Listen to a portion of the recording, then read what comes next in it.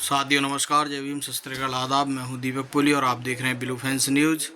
साथियों, आपको पता ही है, बताने की कोई आवश्यकता नहीं है कि महाबोधि बुद्ध बिहार आंदोलन जो गया में जो आंदोलन चल रहा है लंबे समय से, साथियों वो बताने की आवश्यकता नहीं है। लेकिन फिर भी उस आंदोलन के चलते भिक्षु बेने आचार्य जी को जेल भेज दिया गया है। कई धाराओं में मुकदमा दर्ज है और आज हमारे कई साथी उनसे मुलाकात की, जानते हैं कि जेल से उन्होंने क्या संदेश भेजा। भंते जी से आज आप लोगों ने मिला तो क्या अनुभव हुआ, आप बताएं कुछ।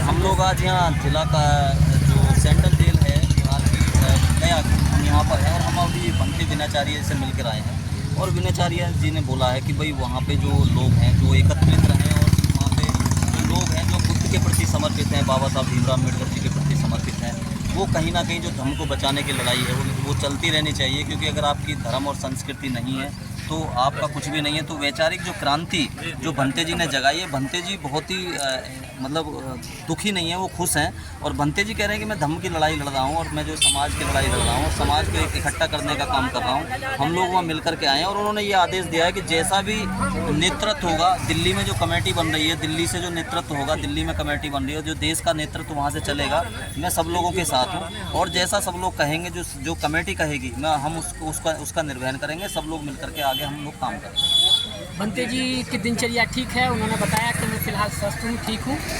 और बस उनका संदेश है कि भाई लोगों से कहो कि अपना जो बौद्ध विहार है वो मुक्त होना चाहिए किसी भी। मुझसे उन्होंने कहा कि ये तो कम वो है, मैं इसे बहुत छोटी चीज़ समझता हूँ। इससे ज़्यादा अगर सर कटाने की भी नौबत आएगी, फांसी की भी नौबत आएगी, तब भी हम उसके लिए तैयार हैं। लेकिन आंदोलन किसी भी हालात में रुकना नहीं चाहिए और बिहार मुक्त होना चाहिए। भंते जी का संदेश उन्होंने जेल से दिया और कहा कि सभी को एकजुट रहना है। और जो बड़ा आंदोलन 5 जून को हो रहा है दिल्ली में, उसमें ज़्यादा से ज़्यादा सहयोग हो, कमेटी बने जो पूरे देश को एक संदेश मिले और उसी कमेटी से पूरे देश में निर्णायक हमारे सभी जो फैसले हैं वो एक कमेटी करे। बौद्धों की चीज़ बौद्धों का ही निर्णय होना चाहिए, बौद्धों का ही हक होना चाहिए। और भंते जी ने कहा है कि ज़्यादा दिन तो मैं रहूँगा नहीं, भाई आज नहीं तो कल नहीं तो परसों, 2-4 दिन, 10 दिन में कुछ ना कुछ तो होगा, जमानत होगी उनकी, वो बाहर आएंगे और कि दुगनी ताकत से फिर इस आंदोलन को और मजबूत किया जाएगा। भंते करुणाशील राहुल जी को उन्होंने बदला भी भेजा और कहा कि भंते जी चिंता ना करें, अपने आप को अकेला महसूस ना करें, कि जैसे ही मैं बाहर आता हूँ फिर पूरे देश में बुद्ध विहार मुक्ति आंदोलन को फिर इसको तेज करेंगे। ये संदेश भंते जी ने भेजा जेल से। सभी का साधुवाद, मंगल कामनाएं। अभी जो भंते विनाचार्य से मिलकर एडवोकेट प्रदीप अशोक और मिशनरी गायक जो पूरे देश में जाने जाते हैं, जो धम्मभूमि के लिए और मिशन के जो गाने गाते हैं, एक सांस्कृतिक तौर पर धम्म का प्रचार प्रसार करते हैं, वो आज मिलकर आए हैं इनके साथ। जो आज कैमरामैन की भूमिका में है पिंटू बौद्ध और पंकज पासवान के मिलकर आए हैं। देखिए, किसी भी बड़े मुकाम पर अगर पहुंचना है, किसी भी बड़े लक्ष्य को अगर प्राप्त करना है तो उसका रास्ता है जेल से होकर जाता है। और ये रास्ता हम तय कर रहे हैं। भंते विनाचार्य जो आज जेल में है, तो इसका मतलब है कि हम सही दिशा में हैं। और सरदे भंते करुणाशील राहुल पर भी झूठी FIR दर्ज की गई है। ये हमें समझना होगा कि लगातार एक के बाद एक FIR दर्ज हो रही है, वो कौन कर रहा है, किसका ये षड्यंत्र है, किसकी साजिश है। क्योंकि जो धरना को संचालित कर रहे हैं उनकी तरफ से और पुलिस प्रशासन की तरफ से, दोनों की तरफ से ये लगातार मुकदमे दर्ज किए गए हैं और जिसकी वजह से आज भंते विनाचार्य जेल में है। तो ये पूरे देश के बौद्धों को, पूरी दुनिया के बौद्धों को ये समझना होगा।